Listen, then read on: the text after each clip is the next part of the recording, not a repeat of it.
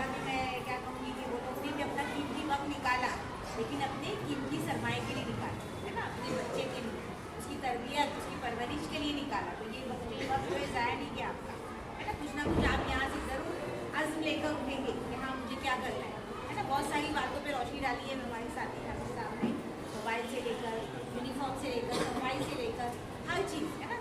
बार बार आपको यादा करवाया जाता है इस चीज़ का, क्यों? ताकि यहाँ से बात आप तक पहुँचे, आपसे बात आपके बच्चे तक पहुँचे, और ये जो हमारा जो स्कूल है, ये स्कूल में वो नज़्म है ना, यहाँ का इंतज़ाम सही हो जाए, क्योंकि आपके बच्चे यहाँ पढ़े। आप देख रहे हैं यहाँ तादाद सबसे ज़्यादा उर्दू के बच्चों की है, बहुत खुशकिस्मती है, और सबसे ज़्यादा तो खुशकिस्मत आप तमाम है और आपके बच्चे जो यहाँ रहते हैं, है ना। तो ये स्कूल के इंतज़ाम में जो भी कमी पेशी होती है, कभी हम लोगों को आप लोगों की ज़रूरत